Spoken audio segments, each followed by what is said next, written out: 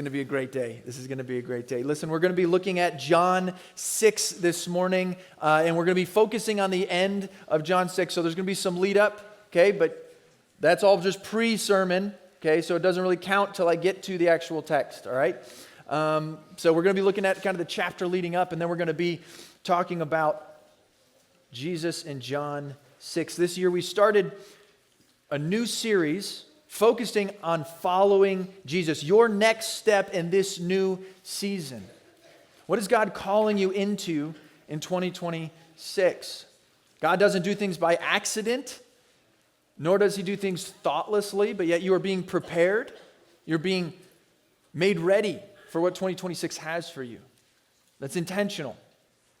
Right? So we're going to do in this series is walk through what we call the Discipleship Pathway. And this is just a useful tool we use around the Westmark Church family to help us kind of gauge, to help us keep on track, to help remind us what is it that God calls us into.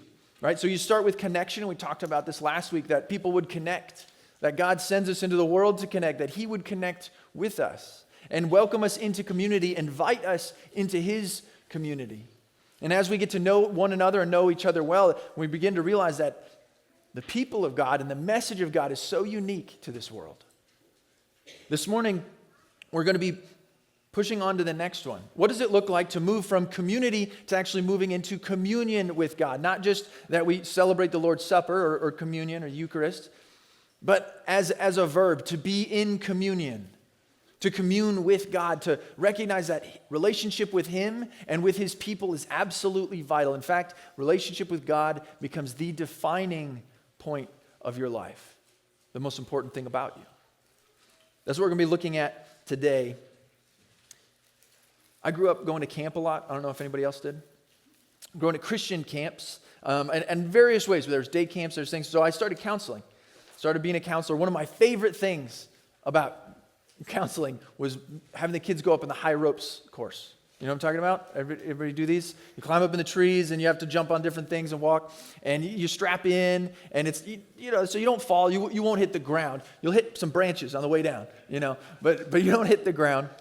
And I would love sending the kids up there, seeing them just kind of conquer their fears, and it's a lot of fun. There's this one high ropes course that we use quite a bit, and there's this one portion of it where, I kid you not, like almost every kid would fall. Like almost every kid. Now, this is what's crazy. Not that complex of a thing. You're on a platform. There's another tree over there with a platform. You just have to jump. You just have to jump. To the point where we actually measured it out, right? And then we put that measurement on the ground for kids. And we said, okay, that platform from here to here, can you do this jump? The kids could make it. They could physically do the jump. But then when they get up there in the tree, and they would look down, I don't know. They just couldn't make it. So many of them fell. What we're going to talk about today is the point where most people fall. It's the point in the discipleship pathway. It's the point in people's relationship as they get close to know Jesus where it's just the biggest hurdle. This is where most people, they just can't make it happen. It's the hardest thing. It's the biggest leap. This is the point where most people drop off.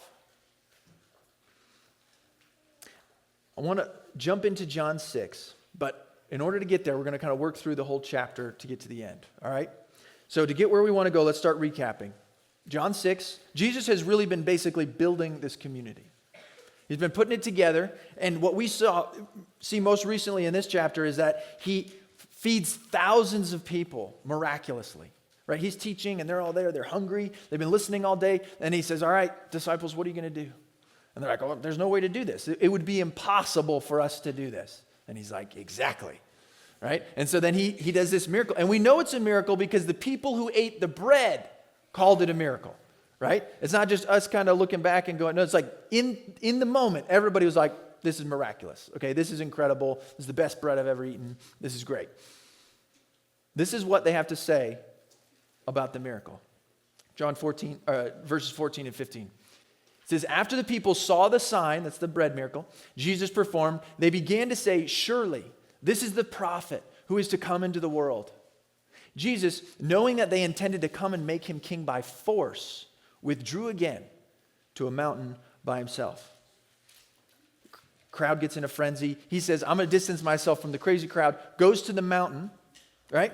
Meanwhile, the disciples get in a boat and they go off to sea. I don't know why there's a storm, so I don't know why they would go out at night in a storm on the lake. I don't know, okay, but this is what they do. So they get in, they go out. Jesus is on this mountain, but at some point, he comes down.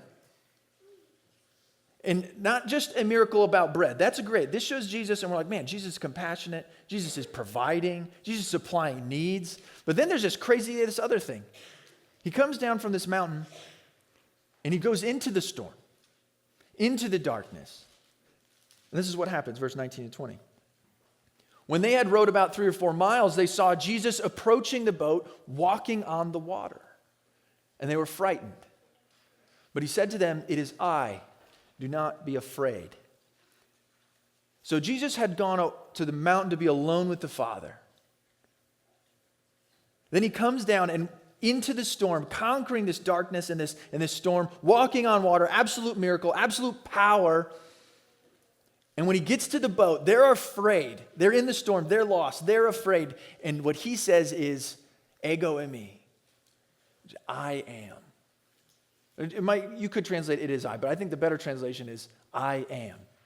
Because I think what they would know as Jewish followers of the Old Testament God, they would know I am is the covenant name. It's the Hebrew name of God. So the God of the mountain, remember like the Old Testament, where there's Moses on the mountain. Well, here's this person that we know is this prophet. He's doing these miracles. He goes to the mountain. He comes down from the mountain.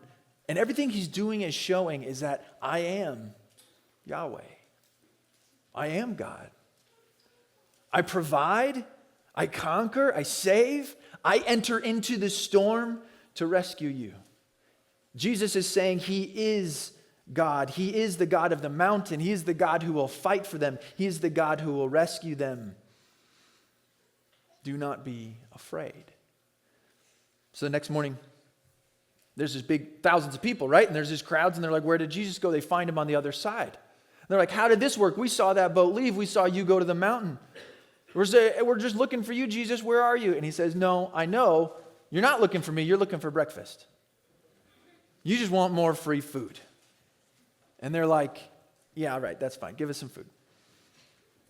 In fact, they go on, they say, give us food, or actually, if you would be great if you would give us the ability to make the food. That would be really good too.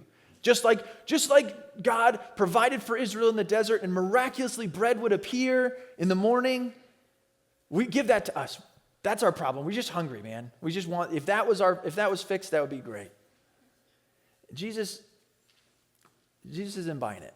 Verse 35 says this, then Jesus declared, I am the bread of life. Whoever comes to me will never go hungry, and whoever believes in me will never be thirsty. But as I told you, you have seen me, and still you do not believe. They don't like this, right? The crowd doesn't like this. It says that they grumbled about this, which is funny because if you remember back in the Old Testament, when the Israelites didn't like the bread God was giving them, it says they grumbled against him. And here is God providing the bread from heaven. Jesus saying, I am the bread you need, and they grumble against it. They're not ready for what he's offering.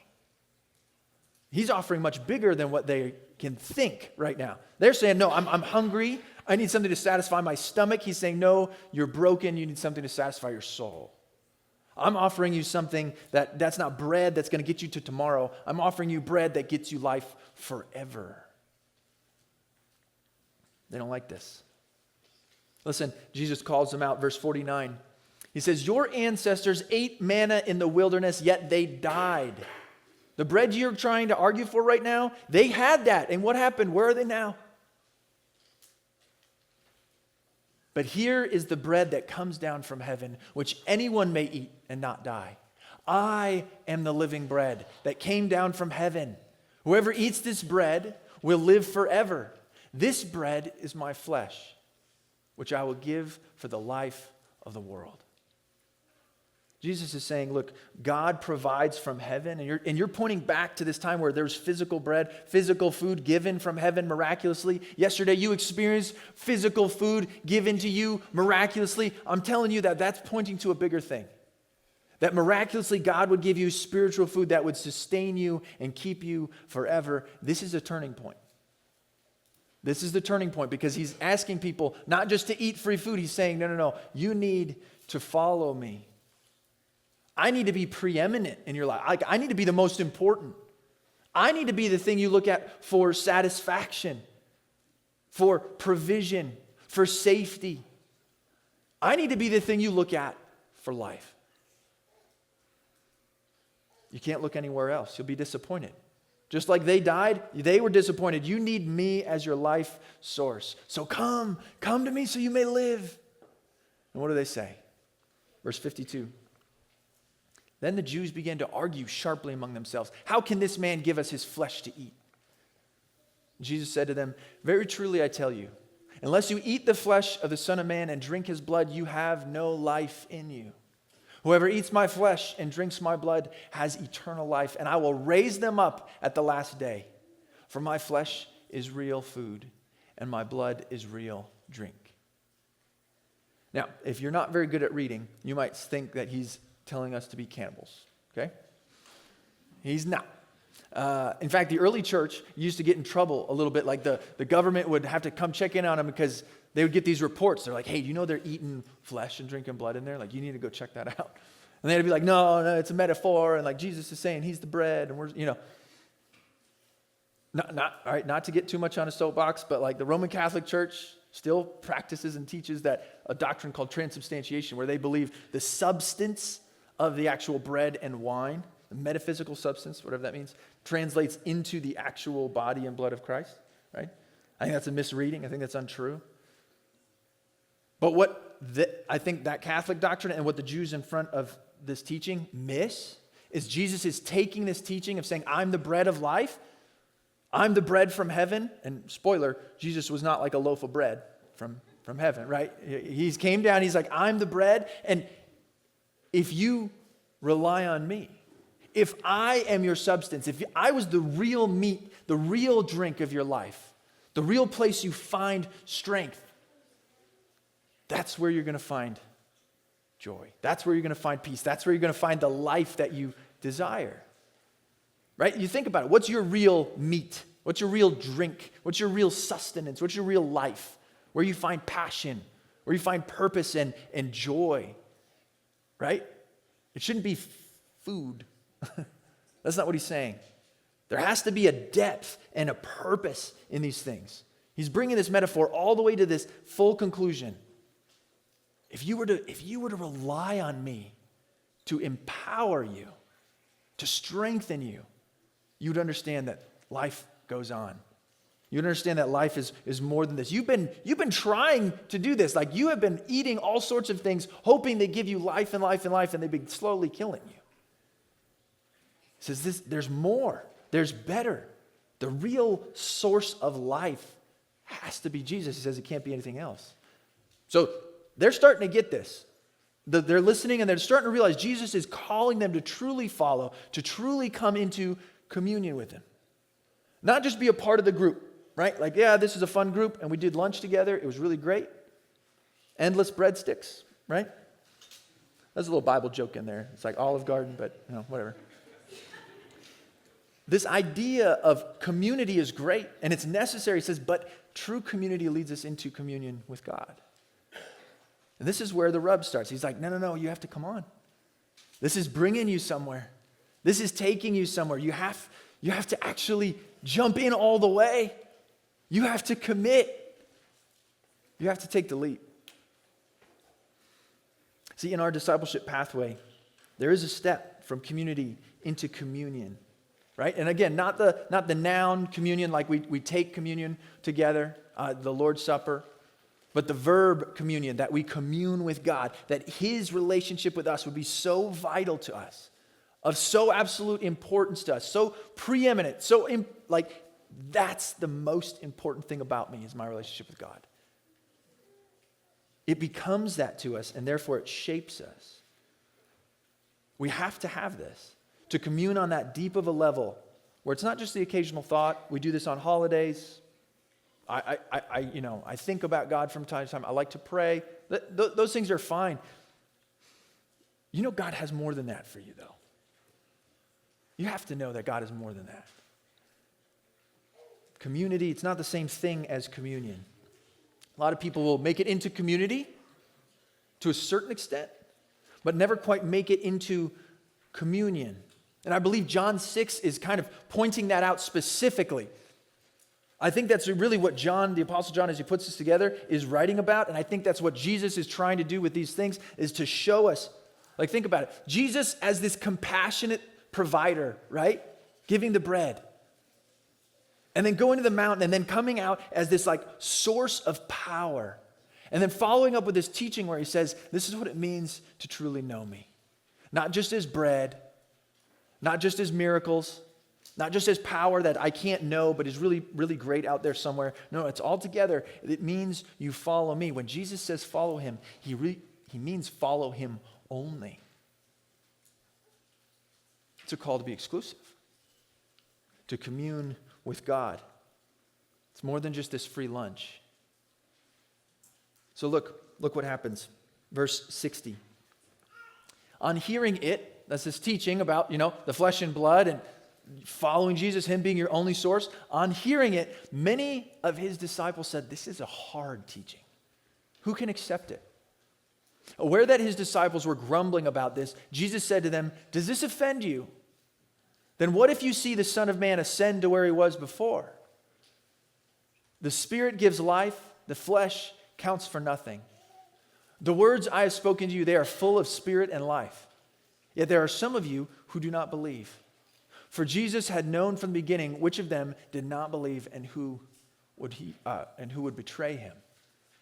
He went on to say, this is why I told you that no one can come to me unless the Father has enabled him.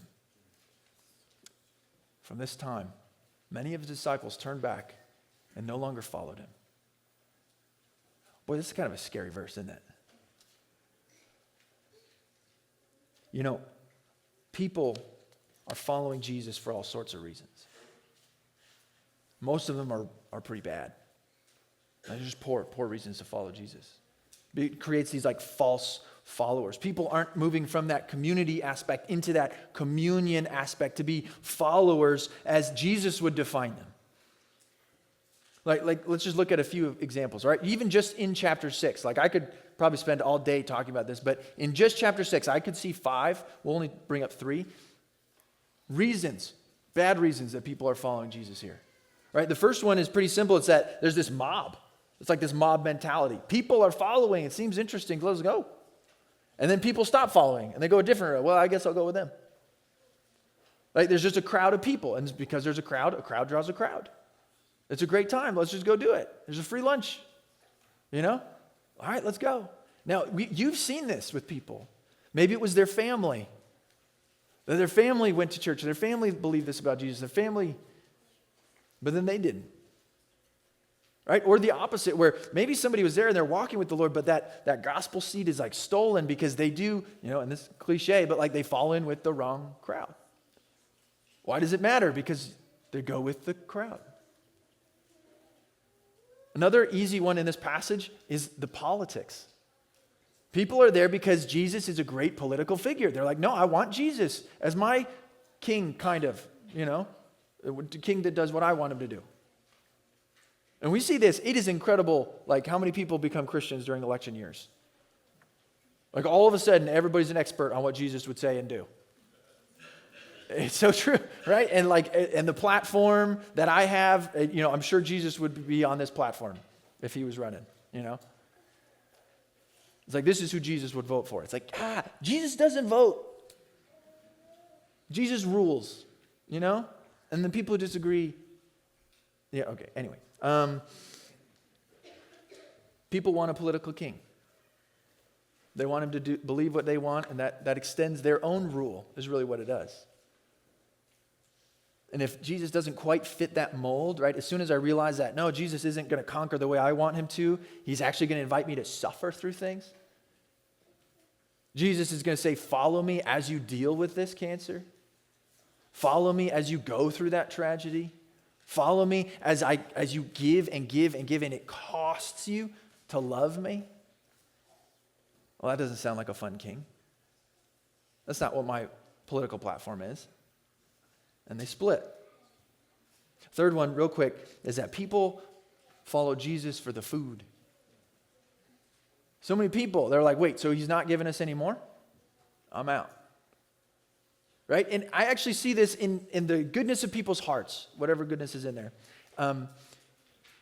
People try to get to the practical benefits of Christianity, and they call that kind of Jesus. It'll look like this, okay? I've seen it a bunch of times, and it's not in and of itself, it's not like an evil thing that people are doing, but what will happen is somebody's life will degrade, right? And maybe it's a tragedy, maybe it's the choices they make, maybe it's just the consequences of this or that, but things get really hard, and they get down to close to rock bottom, if not at rock bottom, and then they say, man, I just want some help, right? And they become open to this idea. So then they enter into a community, right? Jesus followers who say, look, if you do this way, if you live according to God's wisdom, there often is like practical benefits to that.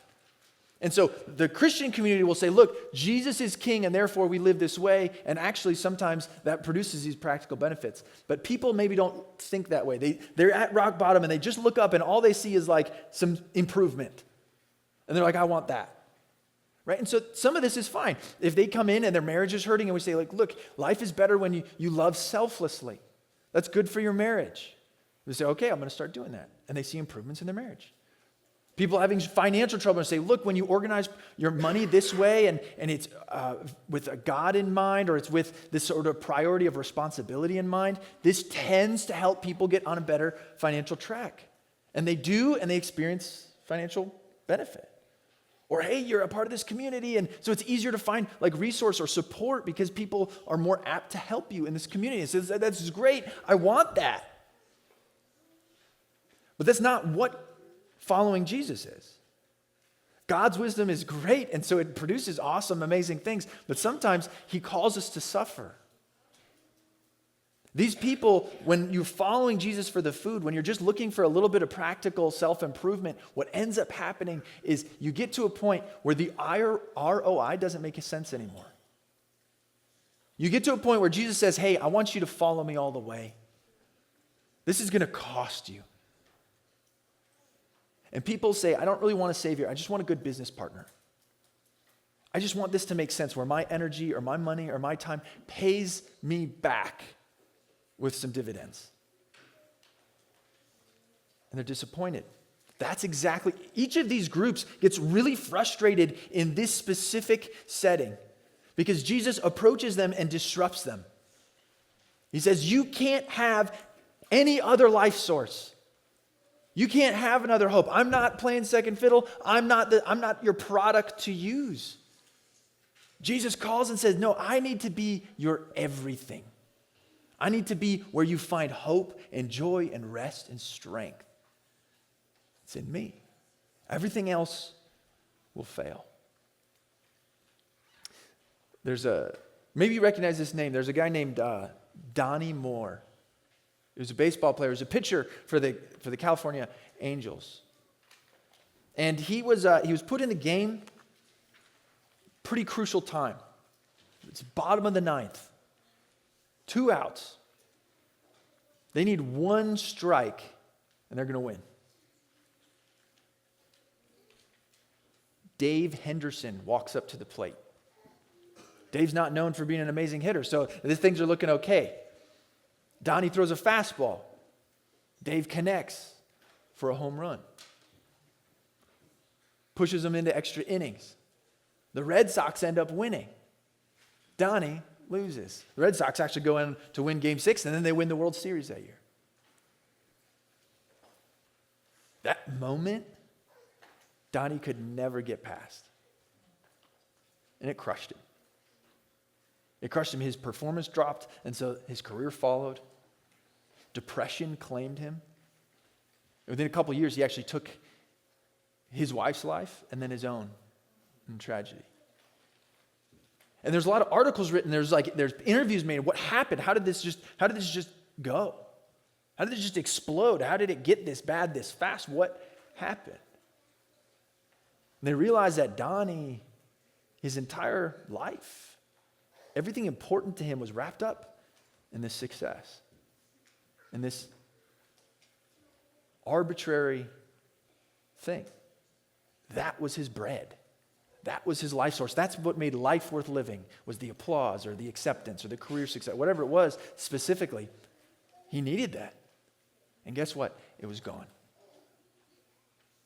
Jesus says it can't be anything else. Like, you need bread. You need a life source that's going to bring you back to life. There's no type of bread that comes from this ground that's going to get you back out of that ground. He says you need bread from heaven that will give you life.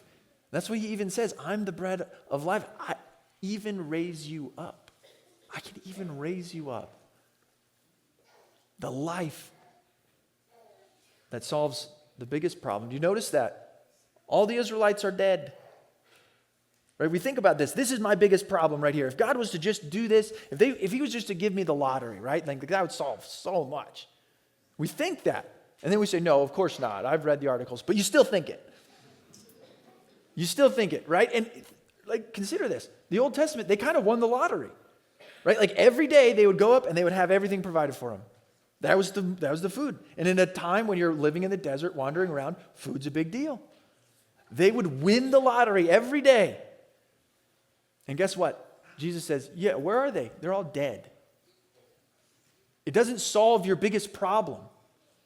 Your biggest problem is not more bread in this life. Your biggest problem is you need a bread that will carry you to the next life. To find sustenance in Jesus. And many reject that because that cost is too high. But here's the correct response. We hear the correct response in this. Verse 67 through 69. This is the start of the sermon. It says this. You do not want to leave too, do you? Jesus asked the 12. Simon Peter answered him, Lord, to whom shall we go? You have the words of eternal life. We have come to believe and to know that you are the Holy One of God. There's a moment here where thousands of people are dispersing, leaving. But Peter gets it right. One of the rare times Peter gets it right. He gets it right. He says, Jesus, go. Where do we go? I don't have anything else. I am relying on, like, you have what we need. You are the life. If I look anywhere else, it's just going to drop me. It's just going to be empty. You have it. You have what we need. This is what Tim Keller calls the great irreducible minimum of what it means to be a Christian. The great irreducible minimum. I mean, you can't get smaller than this. You can't shrink it down more than to say, I believe that Jesus is the Holy One from God, that he would step in our place. He would bring life. That what he says is true, that he is our life. I can't get smaller than that. That in Jesus we get a restored relationship with God. Where else can we go? It's not because of our effort, right? He says this. It's not because we were good enough. We didn't score enough home runs. We didn't memorize enough scripture. My good things didn't outweigh my bad things. It wasn't that. Nothing I did may be able to receive this gift, but that's why he says the Father enables you, meaning God calls you, and he says now that you're willing to listen, this is the truth. You need to rely only on Jesus. You need to receive this gift. And follow me means I only follow him. Many, many people stopped following Jesus at verse 66. They hit verse 66 where it's like, Jesus is asking too much of me. And maybe you know people who hit a verse 66 in their life. Where it was like, hey, I know this is wrong, but don't give in. Like, I know this is hard, but like, don't give up. I know you're tempted in this, but like, you have to do it. Like, stay. Be faithful. Go to God. Like, hold on. And they don't. They know what God's asking me is too hard. Now, this is interesting. He uses that word. He uses that word, hard. Right? They use it. It says, this is a hard, verse 60. On hearing it, many of his disciples said, this is a hard teaching. That's interesting. That word hard, skleros, in the Greek, it's not hard to understand. It's hard to accept. It's where we get our word scoliosis from. This idea that like it's painful. It's unpleasant. I don't want it. This is not good for me. I know you're saying it's true, but I don't want it to be true. There's this idea of it just being hard to swallow. Like, this is the reality. This is not that crazy hard of a teaching. That what I'm saying, Jesus is saying, you need to fully follow him. And you need to rely on him and not your own strength. Most people here can get that. Like, that's not that hard. But it is hard to accept. It is hard to commit to. You know, I think that's why there's a lot of false followers. Because that's so hard, but I don't want that. I just want these other parts. I'm just going to let Jesus kind of be this product. I get the hard truth, but I don't let it drop down and actually change me. When I was in middle school, there was a couple of soda machines outside of the double doors of our gym, like in the hallway. And one of them was like really old, right? So it had kind of the older mechanism in it. So if you hit it just right, you could get a soda out of it. But it had you put coins in it. And the way those work is the coins go in and they hit a gate, and that kind of measures how big the coin is to see, what coin you're putting in. And the problem is coins would often get stuck right on that gate. And so, like a good patron, you'd go up to and you'd say, "Can I please have my coin back?" Or you might say, "Will you please dispense the beverage for me?" No, you grab it and you just shake it like a maniac, right? You get it to take the coin, right? And if that doesn't work, you rack it back and forth with your friends and knock it over and get in trouble, right? You have to like shake this thing so that it gets it. Why? Because the coin doesn't matter if it doesn't drop in. It doesn't matter how valuable it is if it isn't accepted. And that's what Jesus is doing with these people. He's grabbing them and he's shaking them. He's saying, you have to get this. That's what I'm trying to do this morning. I'm shaking you. You have to get this. You have to let it drop down that, like, you might have walked with Jesus for a long time, but there's these teachings, these hard teachings, hard to accept, costly to accept. And I'm just trying to shake you and saying, look, you're limiting communing with God. You're limiting what it could be, your relationship. You're limiting your joy because you won't let it drop down. You won't let it change you. You won't let it have effect in you. One day, there will be no more home runs. They'll run out. One day, your money will be gone. One day, the kids that you've poured so much into and you expect them to carry your joy forever will be gone. One day, the people you've tried to impress for so long will turn their backs on you. That can't be your bread. That can't be your hope. It can't be life to you. It'll leave. We have to have bread from heaven. You have to hear God's heart in this through the emotion of Jesus. Look back at this verse here, 67. Thousands of people just left. They've turned their back to Jesus. They've turned to the destruction. And he says this, you do not want to leave too, do you? I've heard this preached that it was like kind of condescending almost, like, oh, what about you now? Huh? Y'all going to take off too? Linguistically and the syntax of this, I don't think that's what he's saying. I think it's heartbroken. I think Jesus is pained watching all these people turn their back. And he looks to those he loves the most. He says, not you, right? You staying? Right? Like it shows the heart of God that he wants us. He's inviting us. He's welcoming us. He wants you to stay. He wants you to make the decision. He wants you, yeah, it's costly, but it's worth it. It's worth it. All the times I helped kids on those high ropes course, and you'd watch them fall and you'd watch them bang against a tree, and it was fun. That was fun. But the kids that would make it through, like I said, tons and tons would fall off on that leap, that one jump. The ones that made it, it actually had very little to do with the kid. Most of the time, the kids who could actually really well make it across, because you'd watch cabins go across at a time, the ones who would make it across, it had everything to do with the counselor. If they had a good counselor who went ahead of them and stood on that other platform and said, I got you. You can trust me. Come on. You can take the leap. I'll catch you. Those kids would launch, you know? That's what this is. Jesus is trustworthy. And he's inviting us, take the step. Take the leap. Don't walk away. Don't give it up. No, you have to commit. Fully commit. You have to jump in. And maybe this is the first time sort of really wrestling with that. Oh, I've been a part of a community, but I don't know that I commune with God. Like, just hear the gospel. You can commit to this. You can walk with Jesus. You can turn from what that's been. You can say, no, I know that he is the bread I need. I know that I can rest in him. I know that he's worth following. I'm going to go all in on Jesus. I'm going to take the jump because he's the Holy One. He takes away the sin. I can trust him. Might be your next step.